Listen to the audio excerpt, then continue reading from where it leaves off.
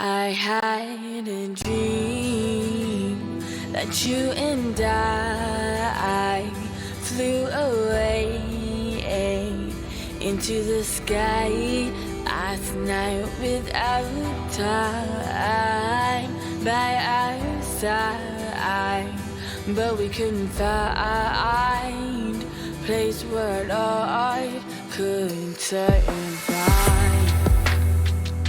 So we tried to hide in each other's eyes, 'cause you told me that you love me the way that dark things should be. Light in between the shadows, between heaven and hell, and are you go to hell with me if the sky turns its eyes from me? Don't leave me alone, 'cause my demons and I aren't afraid to die. And I tried to fight it, but baby, I like it not being so clear. So when you're ready, I'll be waiting at the edge of where heaven and hell sit side by side. And when it's time, you'll decide if I'm worth it. Baby, tell me I'm worth it, 'cause you told me that you love me the way that dark things should be. Light in between the shadows, between heaven and hell, and are you willing to go to hell with me if the sky turns its eyes from me? Don't leave me alone, 'cause my demons and I aren't afraid to die. And I tried to fight it, but baby, I like it not being so clear.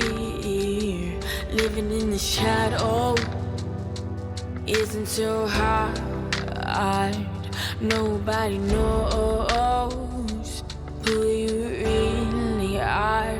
So baby, let's go. Let's go to the place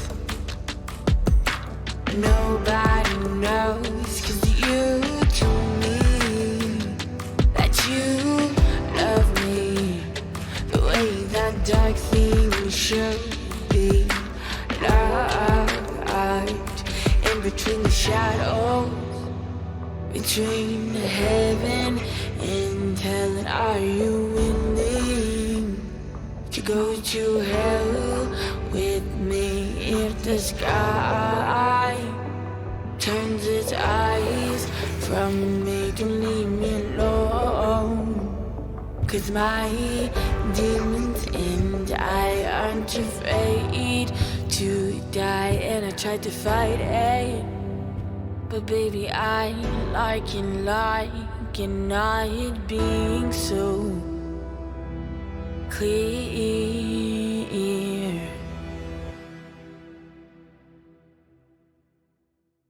A master's here in France. I was like the youngest person, one of two people like that were like the youngest people in the master's program.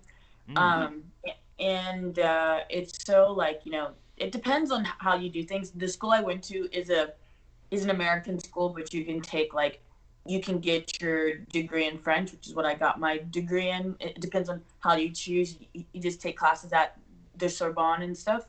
Right. So at the Sorbonne, it's like different. You go there and like kids are like on their computers and stuff, and it's like bigger classes, and it's kind of like a more philosophy kind of esque when you're studying. If that makes sense. Yeah. Yeah. Now I'm kind of curious because I have to know this. So you reached out to us and you seen our show and you were like, "Hey guys, I love the show." Right? And you're like, "I would love to be a guest on the show." And I'm kind of curious. When did you see the show because you're friends with Sabrina? No. Oh, really? Yeah, no. I mean, I am friends with Sabrina, but I didn't see the show because of Sabrina. I've seen it before. Oh, really? Oh, okay. Yeah. Awesome. Well, Yeah. Yeah. Dev, we're live in Paris. We're popping in Paris. yeah. Actually, I was gonna tell her, "Hey, look, I'm there. Look." We got to get out there. We got to get out Okay. there. So how's the quarantine I going just in up there? unplugged my How's everything microphone by going? accident. So. Is it getting better? Is numbers going down? Do you follow that? Do you give a I shit? think the numbers are going down, but I think it's like not like it's still like you can't go outside and stuff. Like yesterday was my birthday, or the day before was my birthday. And I Oh, was, well, happy like, belated out for- birthday. Yeah. Thank you, Happy. appreciate it. And I was like, out for like 4 hours, but you're only supposed to be out for 1 hour. And like you need like a note to go outside and stuff. Oh, It's such a shit. huge, Yeah. like it's such a Wait, thing. you need a note? Who are you supposed, if you're an adult, who are you supposed to get the note from? Your So mom? you get it from online. Like you have to like put in your address and stuff, and it says like what you're going out for. Like you check it and stuff, and then they give you a Oh, barcode. Uh, Yeah. So they give you a barcode, and then when they give you a barcode, like if the police stop you, they like scan the barcode, and then it says like where you live, your address, and like what time you left your house and what you're doing. So like wow. if you've been out too long, then they fine you. If you're like, it's such a Oh. huge thing. And then like That's- the thing is, I like purposefully sometimes don't like bring my ID because they scan your ID, and if they let you go like one time, they know that you've been stopped before, and then like the fines just keep going up. Like it starts at like 35 euros, then 75, then 150, like all the way up to like 1,500 euros. Wow. Well, that's actually pretty tame. 35 for a fine is actually pretty tame because I know, like, the first offense fine in What's your- America for anything is like at least $100, like at least. Although, What's euros compared to American money though? I think 35 euros would be like 43 American dollars, 46 Oh, okay. American. So it's no big of a difference. Yeah, but the thing is, it's like if you get stopped, it's like they just keep adding it, They just keep adding it. Like so, Yeah. like yesterday, I was like running from the cops. I was like, Oh. out, like That's what I'm talking about. Run from the cops. I can't did. take this. we don't fuck with 12. Go ahead. I actually like I hopped a fence and like hid into a cemetery yesterday. Like not even joking. Oh, you got out the way. I love it.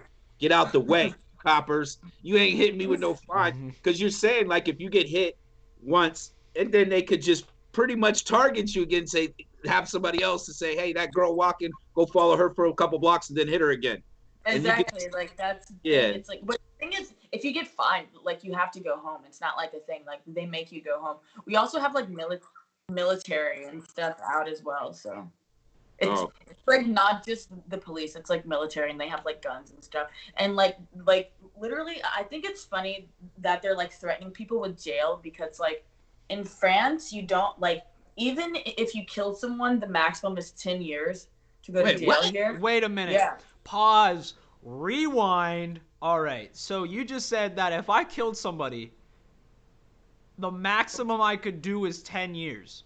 Yeah, it's 10 years. Like the way Coach, I know if we ever want to kill somebody, not saying we're ever going to, not saying we have plans, Yeah, right? yeah. We're never saying that. I'm just saying maybe Paris, like Paris is the place to go, because then at least then we'll get 10 years, rather than like life.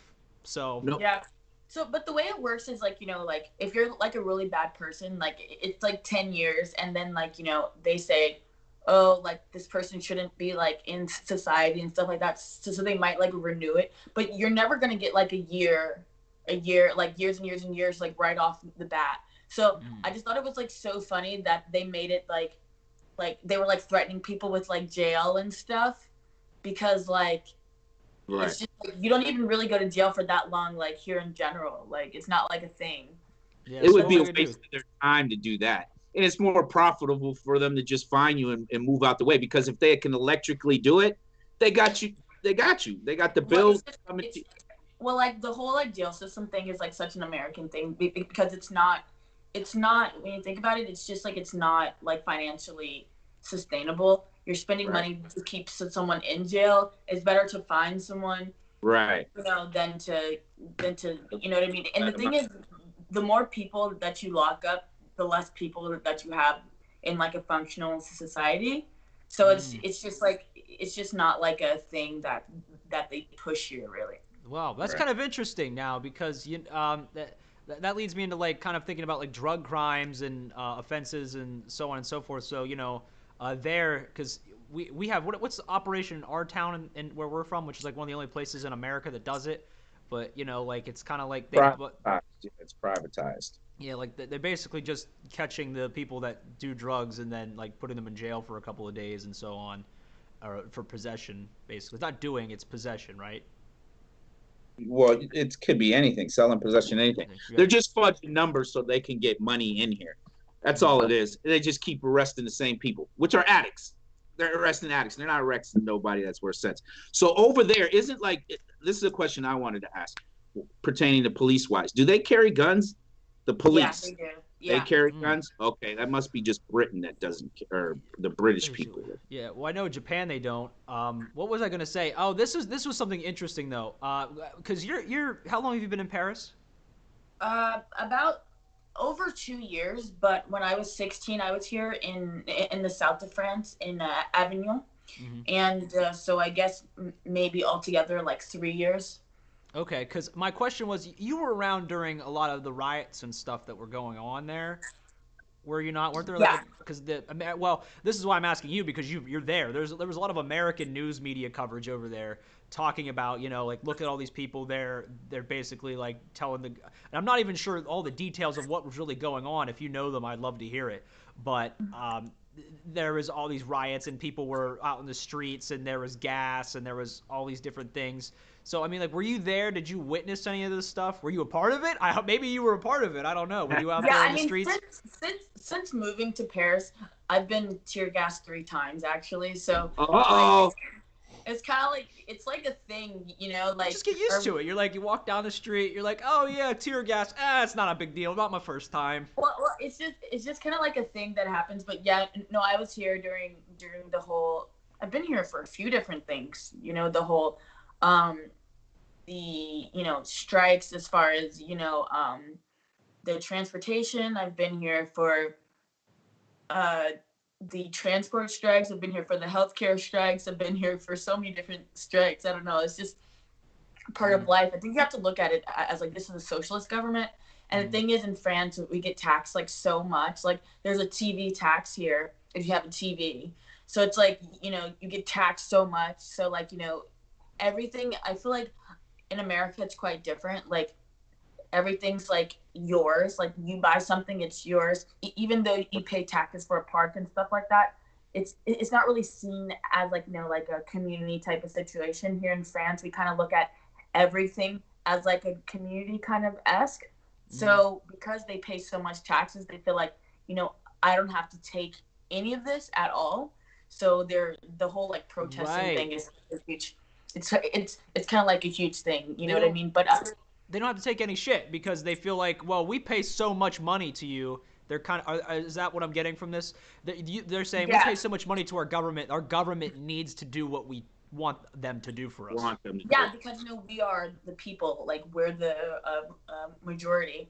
But I think it's also funny. Like I have friends that are like teachers and stuff like that, and like in America, like if kids were like protesting. I remember like in schools, like kids put trash cans and like all this debris in front of the doors and stuff, like so that you couldn't go in, and they like stood in front of the doors so that you couldn't go in, like, and instead of like expelling those kids, they talked to them and like saw like what their demands were and stuff. But in America, you would just be like expelled, and like that would be like not a conversation at all. Right. Yeah. They treat their students. Oh, sorry, Coach. Did you walk into like you said, you mentioned you've been tear gassed. Did you walk into them, or were you a willing participant? Are you on the revolutionary? Like that's what I'm talking about. The first time that I got tear gas was during the the World Cup. What was going on during the World Cup? I'm kind of curious. Well, It's you know, crazy. because we had won. So Yeah. like, Oh, we they had to won. like calm you down. You guys were like, oh, out there being crazy and stuff. Well, Like, the thing is, we were just being complete hooligans. I remember this whole situation. Like, but the thing is, it's like the day Michelah, before. don't lie to us. We know you were flipping the car. We know you were over there I- flipping the car, tossing it around, doing graffiti on the walls. It's okay. You can tell us. You're safe Well, here. I was, just dancing around a few fires and stuff, just things like that. Street fires? Okay. Yeah, Well, it's but like that movie Hooligans. It gets yeah, wild I everywhere was a during big the World hooligan, Cup. and Yeah. but I think also like the day before that, we had a thing called Bastille Day, and it's like the French Independence Day. So I think cops were just really kind of like tired, and we were like marching, and then all of a sudden they were just like tear gas. So that was the first time, and then another time I was protesting. Like even in New York, I was always protesting, like with like Black Lives Matter and like Trump and stuff. So like I'm so like used to like being in trouble with Hold on for a the second. people inspired. You said with Black Lives Matter and with Trump? No, Were no, you- no, no, like against Trump. Oh, Sorry, not against Trump. Trump. I was like, No, hey, no. you're playing both sides of the This is fence. huge. You're No, gonna no, win. no. You're She's gonna got her win. Make America Great hat on as she's telling everybody that Black Lives Matter. Awesome. Right. So you always been there. Where did you get that from? Did you get that from your family, or is it just like you just gravitated towards it because you see injustices, shit like that? That's kind of how I get it from both ways. I just get a feeling about something, and I'll put whatever I have on the line for it, freedom, whatever. If it's a cause that needs to be addressed, is it something in that manner, or did you get it from your family? Well, I think, I'm from Virginia. Well, my family's a very Southern kind of like family. And like, so I feel like, growing up like that, like I've experienced like prejudice, like growing up in Virginia and stuff. But the thing is, it's like, my family, definitely sees me more as like a rebel. Like my mom called me like a militant, which I'm not, but she sees that way because that's what she says all the time. I'm definitely not that type of person, but well, maybe I am. I don't know. You are. You yeah, are. You're in the maybe tear I am. gas. If you're in the mix of the Tear tear gas. gases and everything, you're militant. Yeah, maybe. Yeah. So like I've experienced that in some way, but like no, I wouldn't say that my family is like super like anti-America. Like I'm the one that's usually more into that stuff. But I mean I hadn't really experienced like I'm really lucky because my family's from Southern Virginia, from Bedford, which is a small town, like an hour away from a town called Lynchburg.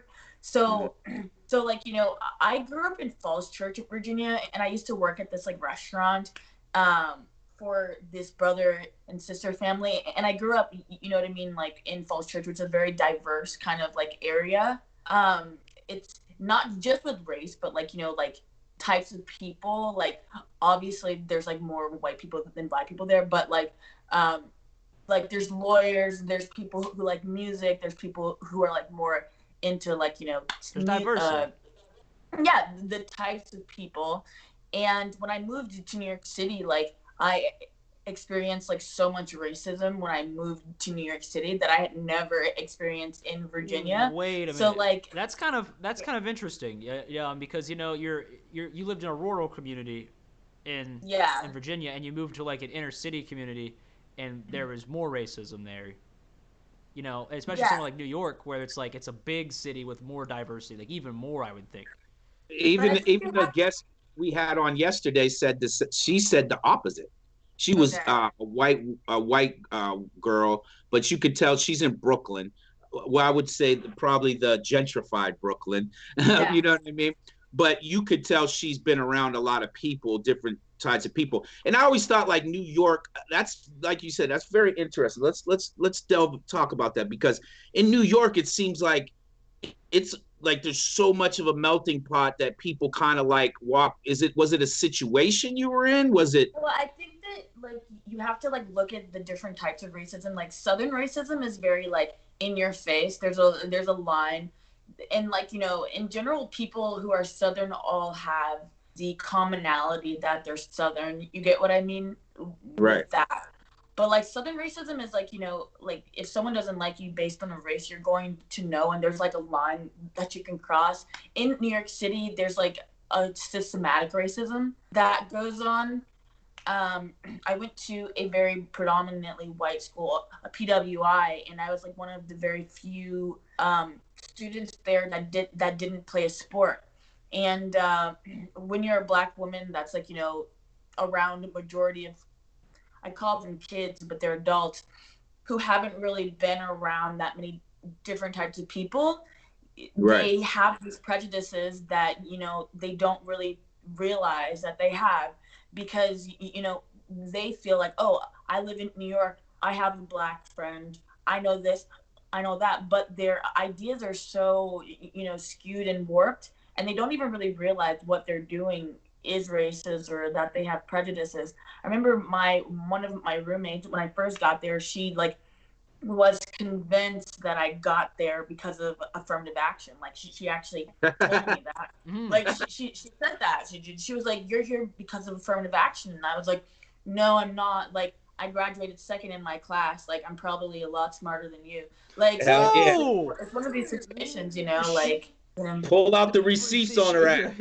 Yeah, you Because- were like, let me show you the GPA real quick. Hold on, let me hold this up real quick. Give her the receipts. Because they're just spewing the cycle that's been going on for years and years about dinner table talk with their parents and grandparents that they probably don't even know what affirmative action is if you probably quiz them. They don't actually know. But what's funny is that I knew a white kid from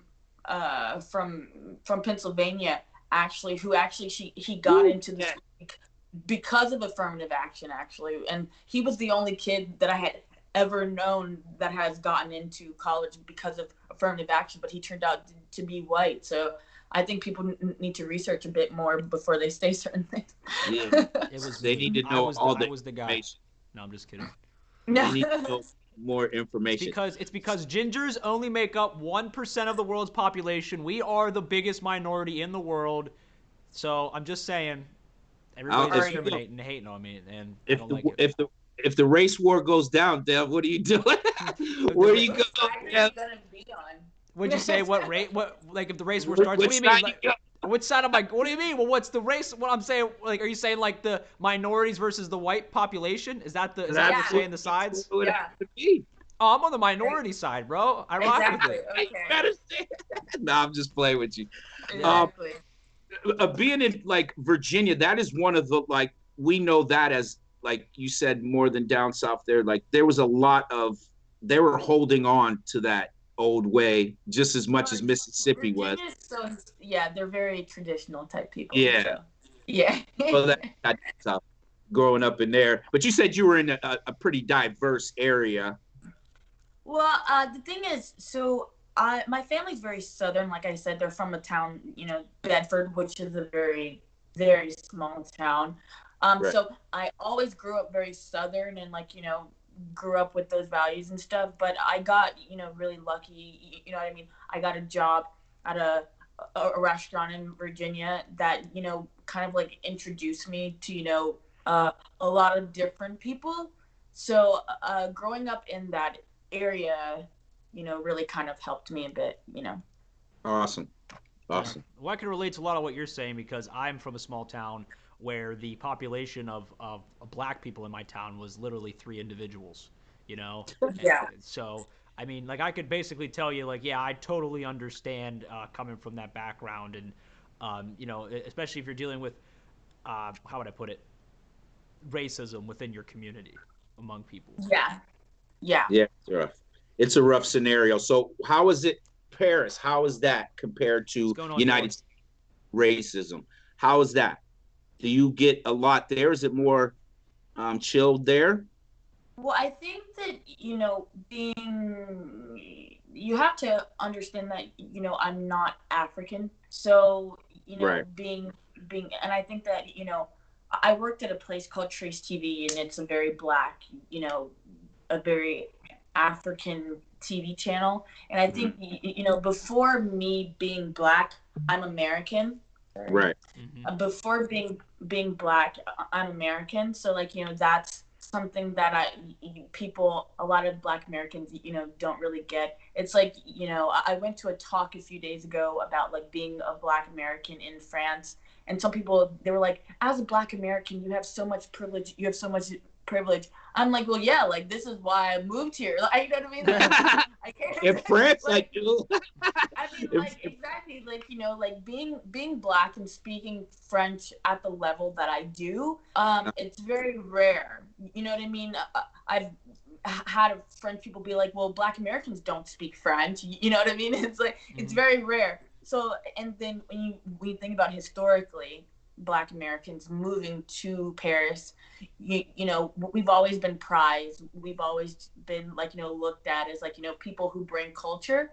So I think that it's a bit different when you ask me, because I am American, I'm Black, I'm a musician and I speak French, you know what I mean? And I also can pass for other nationalities as well, you know what I mean? So some people think I'm Moroccan, some people think I'm Tunisian, so it's a bit different. But if you ask a French African person or French Black person, it's a bit different, because they're experiencing it different than I am, because I have a sense of like privilege, like I'm a prize, you know what I mean? I came over here, like I moved from the greatest nation in the world to come to this country. Well, that's what they're seeing first, like you mentioned. They're seeing American first. Then they're going down the list. Then they're going down the list. Because it's totally different from an African. Like, people don't understand this. People, I don't know if you have ever dealt with this, but Africans that come to this country don't like Black people, American Black people. Yeah, no, I understand. Yeah. I've been in so many interactions with them where they felt like you're not, like it was standoffish. It was like, they would rather go deal with the white people than to deal with American Black people. So it's just a weird thing. And people think that, like, oh, African and American Africans. No, it's totally different. They're two different vibes. Unless you went to Africa and sat down with tribes and traced your family tree back and did all that, you wouldn't even understand what goes over on in Africa. You know what I mean? So well, what's funny is like I have my own podcast, and I just called my friend in Nigeria, and we just had a conversation about this. But I think she's a bit more open to certain things. But I have seen that I think that a lot of Black Americans do kind of look down on Africans. So I do understand the discourse that goes on with that, because I think that Black Americans have just been so much separated from Africa and there's really there's no real root to hold on to that as well.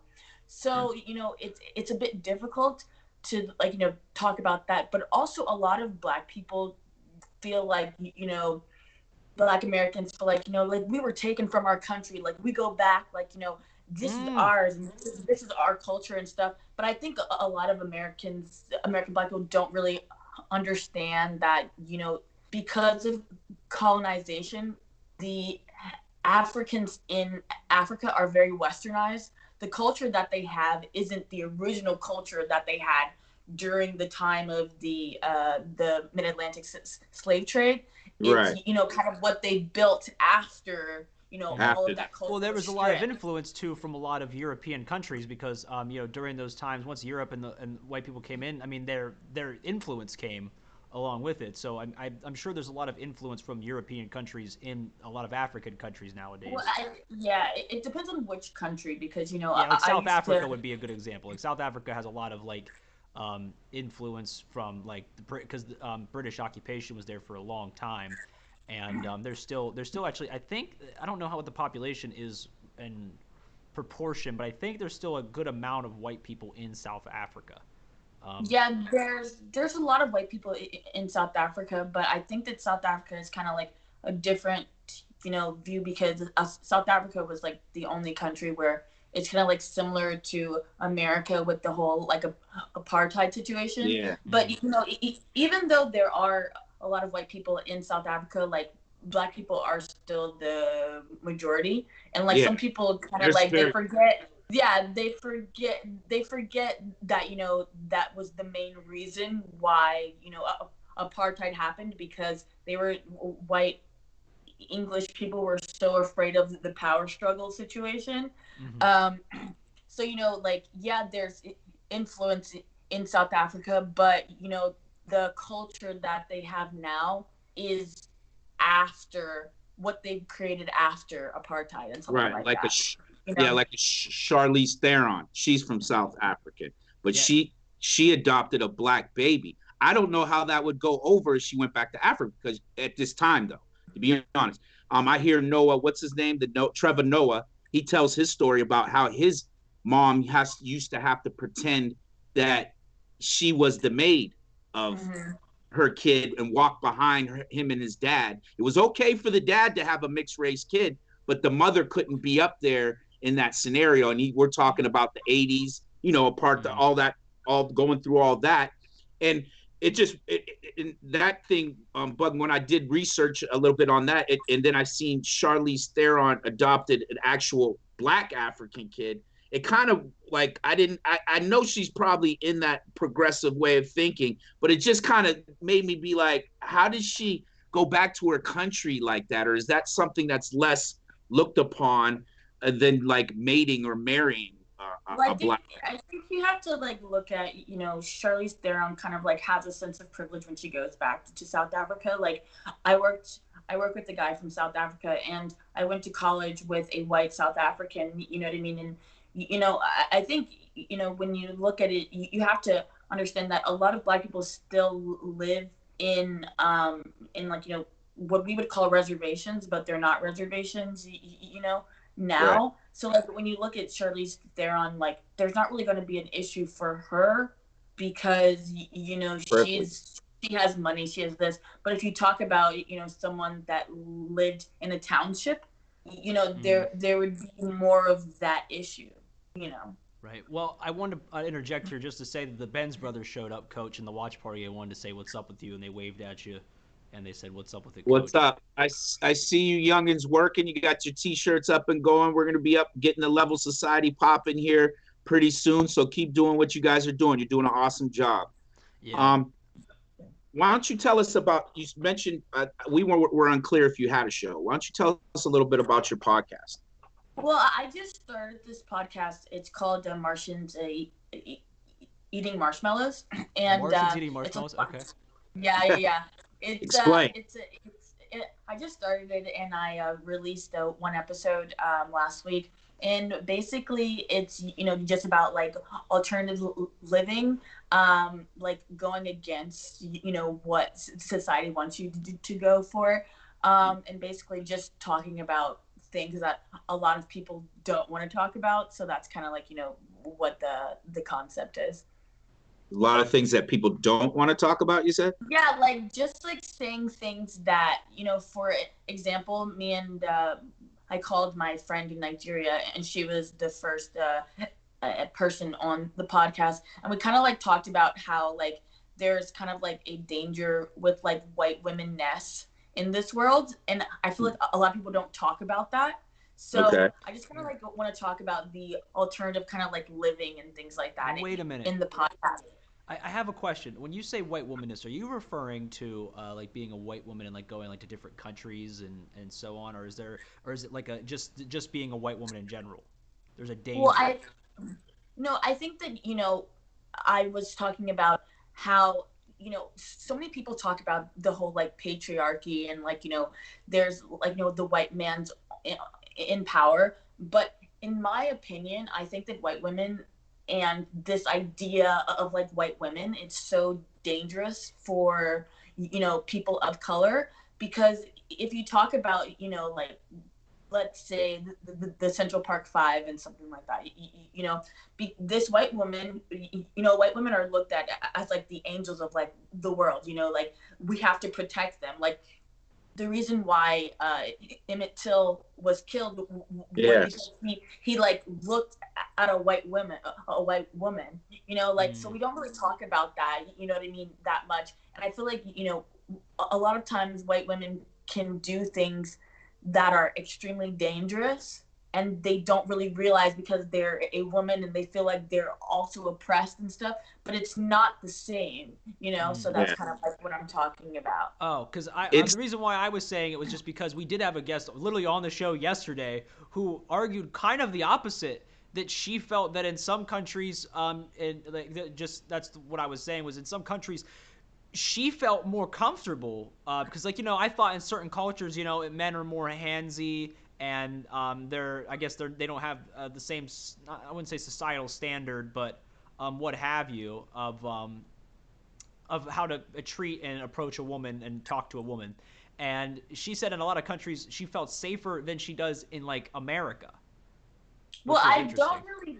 I don't really doubt that because I've been to India, I've been to Haiti, I've been to Jamaica, and like when I remember going with like some of these groups and stuff like that, like they didn't really know like what they know from America is what you see on TV, okay, and what you see on TV is white women usually. So in India, for example, it's like these are Americans, they're white, there's a woman, we must what I mean, not harm them because they are kind of precious. But I also want to take a picture with you to show that I know a and I white see. American woman. Yeah, So I yeah, so I can see there's definitely they definitely have a lot of privilege, not even in America, but also all over the world as well.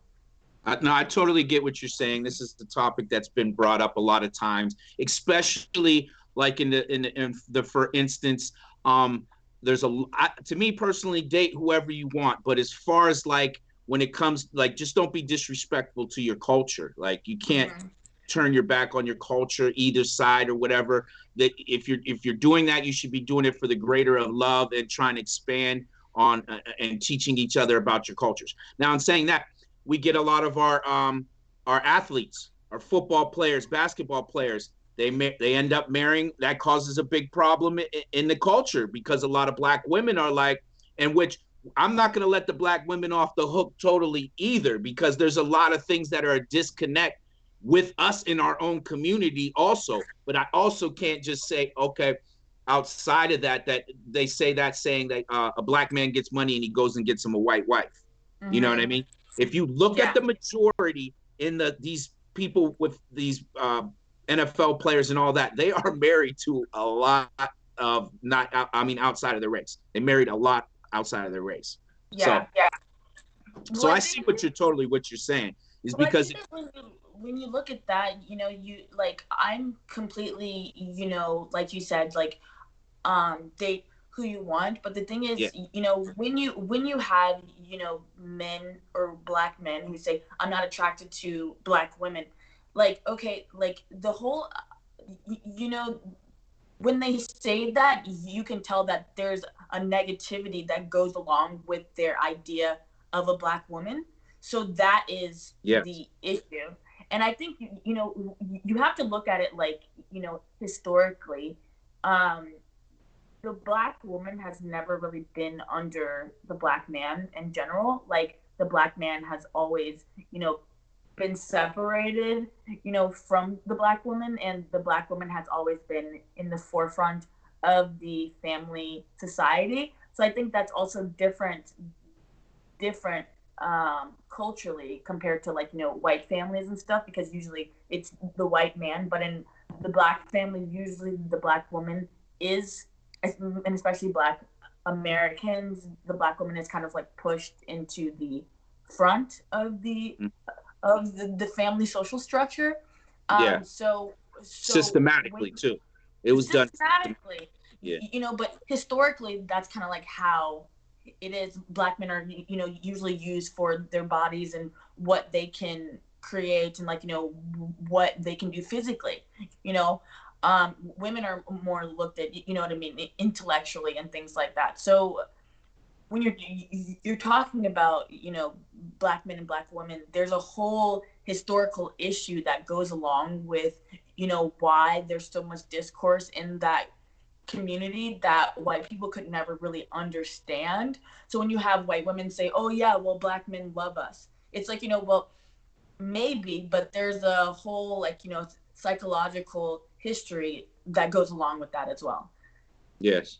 I totally agree. That's why we do this show here, Bridging the Gap, is because we like to get this type of information to people that don't understand some certain things that one affects our community, and also how it will affect anybody else's community too if they don't understand what's really going on with by commenting things. Like for me, I hate when somebody says we're just human, we all should love each other. You're taking factors in history out of some certain things where people should be able to represent their culture. Doesn't have to turn into hate. I hate everybody else's culture because I'm proud of my culture, but it definitely we need to understand people's cultures before we comment on them and try to create a narrative that's not there. Yeah, I definitely agree. Yeah, that is for sure the So, premise of the show. And I wanted to yeah. add in that if I, like me, I'm also pro, interracial dating. And the only thing, a girl can't get mad at me if I wear socks with Crocs. And if she gets mad at me, it's over. That's just, you know what I mean? That's your only It's my only thing. that's the only thing. If she's mad at me for wearing socks with Crocs, like if I'm wearing my Crocs and I got my socks on, and she's mad about it, it's just over. Like we can we can literally disagree about everything else, but that if she gets mad about the socks and the Crocs, it's a wrap. Yeah, you can't go out with It's it. a wrap. That's it. Yeah. So what got you into what? First of all, I didn't get a chance to listen to your music, so forgive me for that. I usually up on things. What kind of music and influences did you get into music? Well, I think being Southern, like I said, definitely influenced me to be doing music. I grew up, living with my grandparents, so the whole like jazz aspect and like old music and like, blues and stuff definitely influenced me to, create music. Yeah. So it's is that your style right now? Is it more jazz and blues infused? Well, I think, I guess I write music that doesn't really have a genre, but because I call myself a soulful rock singer, but I have trained in jazz and things like that. I went to Duke Ellington School of the Arts in Washington D.C. So I studied, theater there and voice and things like that, but my genre, I guess, would be like soulful rock, but some people would say like acoustic soul and stuff like that. Yeah. Yeah, I gotta say that Okay. Hotel at Midnight is it's a song that I love. I have to be honest with you. Thank you. I love Appreciate it because I'm not joking when I say that. Because Coach and me both have an opinion on music where we will tell somebody if it's buns. We will tell somebody like if it's buns, but no, I love it, and it's gonna be trash. it's gonna be in my late night vibe playlist on my Spotify. I've added it in there, so like whenever I'm like vibing on a car ride home, I'm gonna put that in there. So I dig it a lot. That was recorded here in Paris too, so I appreciate that. Yeah. Yeah, I'll check it out. I'll get a minute and I'll check it out because that's one big thing about me is I'm a very in tune music. I love music. I love the way it makes you feel and the way it doesn't make you feel. It's a mood changer. I think that's why we added that part into it by saying, hey, like, let's find out what these people's influence, because you can tell a lot from a person's music. You can tell a lot for that music selection. And I think it tells a lot to see, a musician out there, when you listen to their music, you can find out a lot about them without asking. So I love music, so I will definitely check it out. Dev knows, just like how he said, like if it was trash, me and him would have had that conversation. Yeah, no problem. But like that's what I want you to say that. You know what I mean? Like, right. Obviously, being a musician, it's like you grow and you get better and stuff. And like what I'm releasing and what I'm doing is like it takes a lot of time and like process right. and do it. Do you work with other musicians? Yeah. So one of my friends, Sean Nagata, he actually lives in Berlin. We've been working together. I collab with a guitarist here in Paris. And my producer right now is Harry Maisonneuve, and he's a French producer. But before that, I was working in Toronto with Bill Bell. He's a musician. No, he's a producer, but a musician. But we still talk and work together. But I guess Bill is really known for producing the two Justin Mizuka albums, and Justin Hazuka what? Justin Mizuka. He's an artist from Toronto, but like people like really know him that well. The other and I Did he forgot get the Drake's other guy. camp yet? Drake, what did you say? Did the producer you're talking about? Did he get into any Drake sessions or did No, Drake? I don't know. I do not know, but like Toronto's one of my friends, was working with Drake or whatever. But like, Toronto's a very strange, area. It's very small, and like the community is, really small and stuff. So, Right. but Somebody. I think, yeah, yeah. So if you know one person, you pretty much know a good amount You of know. people. Yeah. Yeah. Well, that's awesome. We definitely like to see creative people. That's what we're out here doing, especially during this lockdown. And we were able to I think you're like the third person we talked to from Paris, right? Dad? Really? Is it the third? Yeah. Wait. Who was the first? I'm trying to think. Wasn't there, or maybe it's just two. Maybe I'm We had off my. Sabrina. Yeah, because I think we only had Sabrina and now Michelah. But no, Okay. I think. I mean, there. Who knows? We might have had somebody. Like I said, We all might. the guests just go by. It's great though. I love talking. I'm actually really starting to enjoy talking to guests from like different places in the world because they give you more Right. perspective. And I want to make those relationships where like, whenever I see the news in a country somewhere, I don't have to watch it. I can go to my friend who's actually in that country and say, what's going on over there? And I think Yeah. that's more powerful than because that's what we try to do here too is we try to like actually try and give people the more factual information if we can.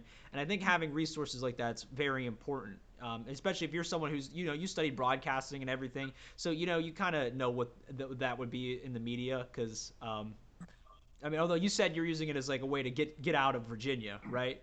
I mean, but I do like, yeah, but I mean, like, I do like know a good amount about it, like, because I've gotten a master's and a bachelor's in it. I mean, and I've worked at. Yeah, well, I mean, you don't just get an MD just for saying, like, oh yeah, I went to a couple classes. So I know. Yeah, I mean, I know exactly. you definitely have knowledge. And Yeah. I worked for a French TV station. I was working in New Zealand and stuff, so I definitely, know a So, good amount. Are you I think I asked the lady last night about traveling. Are you somebody that likes to travel around? Do you stay put for a while, or you're in Paris for a reason? No, I'm a traveler. Like my boss in Virginia, Rebecca, she's always like, you're a Rolling Stone because like I travel a good amount. Like whenever, I think my first trip was here to Paris and I was like 15, 16 when I came here. Then after that, I've just kind of been like going. But I've been really lucky. This is like the longest time I've stayed in a place, in Paris. But yeah, no, I definitely travel. I've been to like 18 countries right now. So hopefully I'll go to more. Right. We're going to keep track of you because we're looking to get out of the country and land in some spots and get some things going on. So we're reaching out. That's another reason why we're doing this too. We know a whole bunch of people everywhere. So when we touch down, we could be like, hey, what's up? We need you to show us around, show us a good time. Definitely hit Yeah. me up. Like I do that all the time. I'm like going to different countries, like meeting people. Like when I met my friend Sean, I was like, all right, like I'm moving to Paris, and Sean was like, come to Berlin and play shows, and I was like, let's do it. Like so, like I'm just that type of person. So you're definitely- spontaneous. You're Yeah. very spontaneous. I Yeah. think that's great. I like that because that's why we're making what we're doing right here mobile too. That's what I love about this thing moving forward. All of it's mobile, so you could be wherever you're at handling your business, but you can still keep your deadline for whatever your content is you're creating, because that's going to be the most important thing when you want to sell that or get that in front of people to get a bag, is the consistency. So we grow our thing to be mobile, so we're just going to be able to do whatever we got to do and still be able to get this content out. Exactly. That's like the key to like what things are now. You know what I mean? Like because with social media and like how connected, like you have to like look at it like the way that the world is like set up now. Like this is the most connected we've all been throughout the years. So it's like, like there's only so much division. So you really have to keep things, mobile and really connected to and open to so many different countries and stuff. So yeah. Right. For sure. Yeah, we definitely want to and that's one thing that we're about right also is just like just people don't want to understand other people's differences. Like to me personally, like everybody has like it goes to that Nas saying, I always say this, people hate what they don't understand and fear what they can't conquer. Number one is the understanding part. Most people don't take the time to just say, wait a minute, why is that person like that? And maybe they'll find out in that explanation that they're more like than we are different because there's only so many situations that can happen to people. It's just how you handle them and how you deal with them afterwards that are different. So well, yeah. Well, I feel like for me, it's like, I'm a traveler, but I'm not really too much of a tourist because like when I've traveled, I've always been playing shows or like know people there. And like in New Zealand, I was working and stuff like that. So, there's only so much, sightseeing you can do. It's like really kind of like getting to know the people and sitting down and being with them and talking to them is really important to like, get their like, get your understanding because a lot of people go to different countries and they really know very little about the country. Just because you've been to a place doesn't mean you get the situations there. So you really have to like kind of want to. That's a big thing for me when I travel is I'm trying to immerse myself. I'm trying to talk to people. I'm trying to be with local people. Right. I may do a few like tourist things, but like not too much. You travel and plant your roots. I mean, you have to plant your roots in the community to really say that you've been a part of that culture. Yeah. You can't just go because tourism. I mean, you go to Washington D.C. and if you go to Washington D.C. and you go to the museums and you see the Capitol and everything, does that now make you I understand politicians now because I went to Washington D.C. Right? No, it doesn't mean anything. It just means that you were in a place where those people that people in this culture are. Yeah, that's it. Random side question. Has nothing to do with the point you just made. But you said you went to New Zealand. Did you get to see a tuatara lizard? No. Okay. But isn't that in Australia? No, tuatara is it's a surviving lineage of reptiles that there's very few of them left. They're the last of their clade, and they have like basically a third eye built into the top of their head, and they're very interesting. Just the look of them, they almost look like dinosaurs. Like they haven't changed over like 150 million years of evolution. Yeah. So I have friends that are in New Zealand, and I ask them, have you seen one? And they usually say no because they're endangered. They live there. So it's kind of like a problem. So I'm always curious if someone's been there and just like randomly they saw one or they were doing something and seen one. No, I don't know. Like that's crazy. Well, I was working a lot in New Zealand, so so I don't really know too much about it. I was doing a lot of work. Where's the dope? I always ask people that travel. You said what, 18 countries. Where's the dopest place you've been that you have to go back? You really didn't want to leave, but you had other shit you had to do, but you're going back there.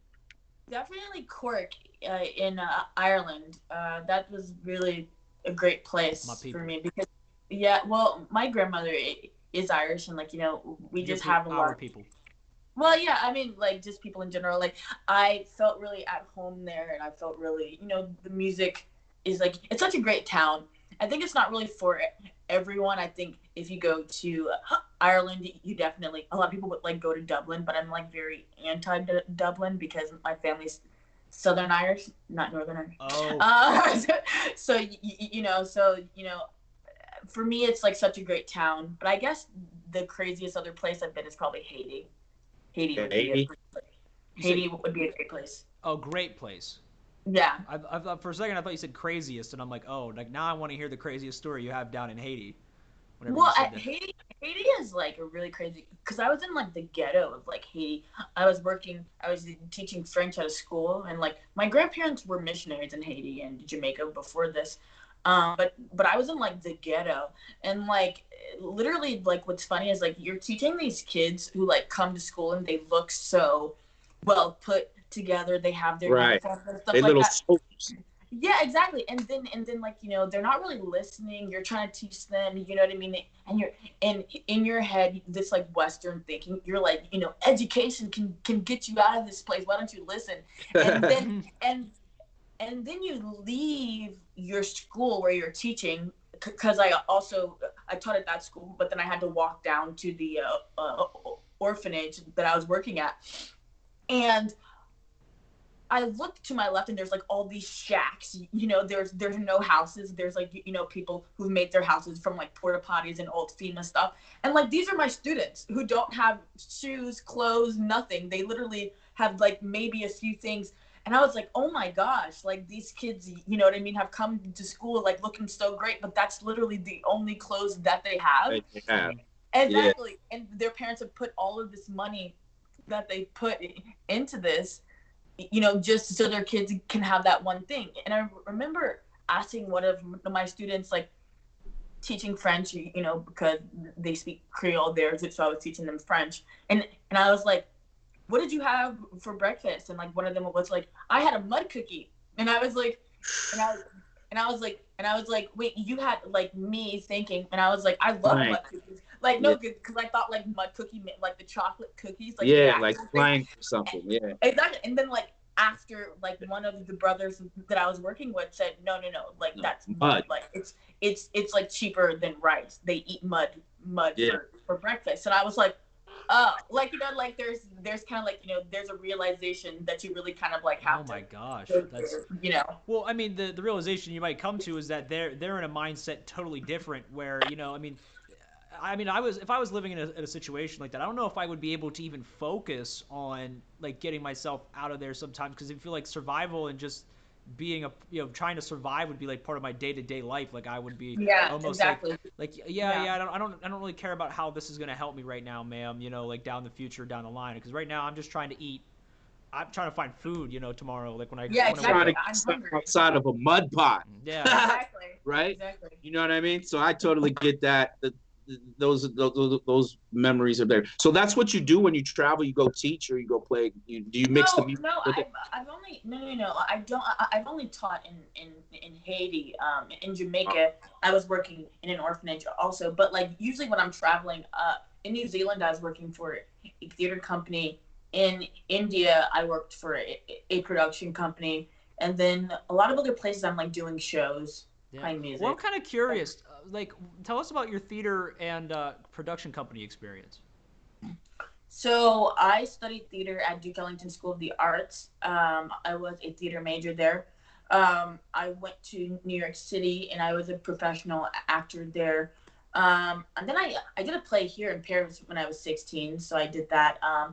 In New Zealand, I was working more in the production side of the plays, working with a theater company called Massive Theater Company, and they're a movement theater company. So I was kind of like working in administration there and kind of like, helping them get their stuff together. And then when I was in India, I worked for a production company.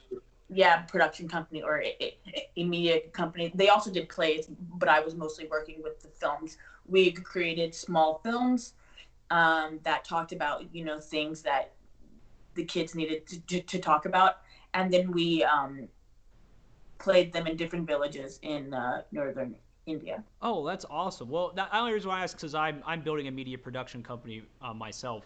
And I was just kind of curious your experience with like media production, especially. It's neat to hear stories like, you're making videos for people you're saying like educational kind of videos for different communities in India.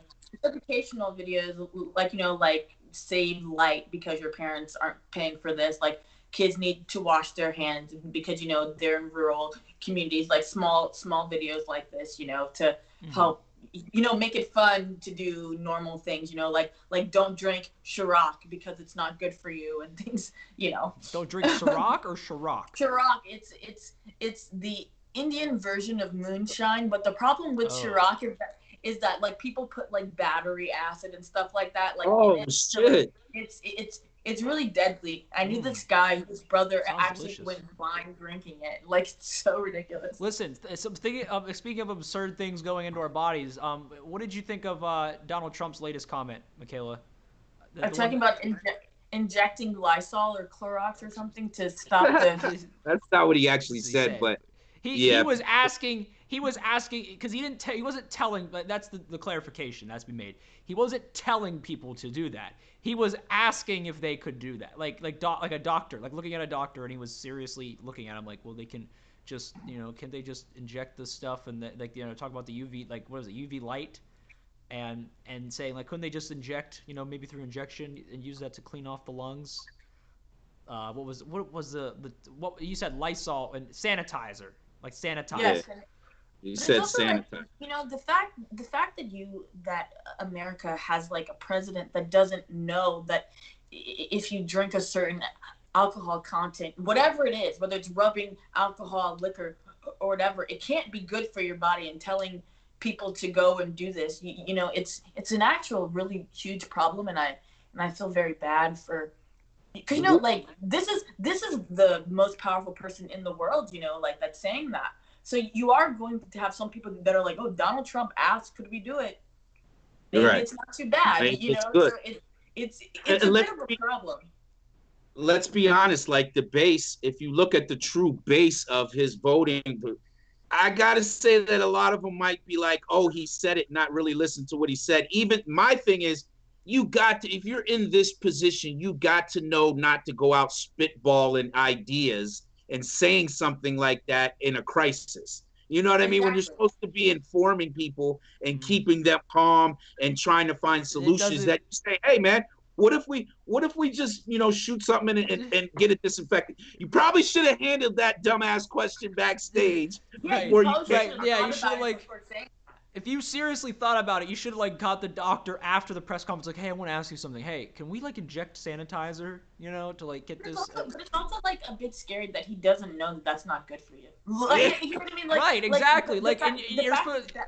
He's the guy you're fact that he supposed to has trust. ask that. Yeah, he's the guy you're supposed to trust.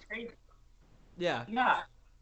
It's completely crazy. Because I guarantee you, like everybody was killing it with the memes, and then the people were coming after defending it, which everybody knows he didn't say it. But every opportunity you get to be like, look how dumb this motherfucker is, people are gonna take it. Yeah. I think it's also like when he he congratulated Kansas for the Super Bowl win. And then he was like, congratulations, Kansas. The state you want to say Missouri? Like, wait, no. Missouri? Yeah. It's like, wait, no. And it was like 17 minutes. Wasn't it like 17 minutes later after the tweet? So like someone's like, wait, what happened in those 17 minutes where like he realized that like something had happened? Like it took him 17 minutes to realize with his following that was the wrong state. I'll never forget this. I did have a friend who, back when there was the Seattle Seahawks versus Denver Broncos Super Bowl, I think it was like 49, 48. During that Super Bowl, right before it happened, I had a friend of mine who tweeted, go Seattle, beat the Seahawks. And I think that was the funniest thing. Like I said, I'll never forget that. Someone said he might have had one too many. Okay, we'll get to that point right there. Great talking to you. One more question before I go out. My last question would be like, when are you? You said you've been up there for 2 years. Do you get down to the States too often, and when you coming back? I don't know. Like, I would like to come back in August. Right now I do have a full-time job actually, so I still am working here. So like, the plan was to come home in August, but with this pandemic thing, I don't know. Right. But yeah, I mean, I'm trying to, there's a few things that I need to do. I'm trying to play in Thailand around like October or November, so I'll probably do that and then come back. So we'll see. I don't know. We'll see how it goes. Keep in touch. Keep us on your timeline. We'll be on your timeline checking it out. So entertain us. Right on. Like I said, we'll keep you on the loop, Michelah, for a couple of things. Do you have something you had to say? No. Okay. I was going to say is we'll keep you on the loop for several different things. Like I said, you've been a fantastic guest. I learned a lot. And, I just had a good time talking to you, Like I said, phenomenal time talking to you. and you're Thank very you. insightful. So as always, guys, we are out of here. If you do like our show, please like our page. Follow us on Instagram. Follow us on YouTube, and check us out here on Facebook. Like our page. Like this post here. Go check out Michelah stuff, guys. I have her music up there in the description there. So go listen to her music. Go check out her Spotify. Follow her on Spotify if you'd like, or anywhere else that she's going to put up music. You have your SoundCloud. I have your SoundCloud link as well. And like I said, we look forward to seeing what you do, Michelah, and we'll be in touch. We'll see you around, okay? All right, thank you so much, guys. Bye. Yep, take care. See you.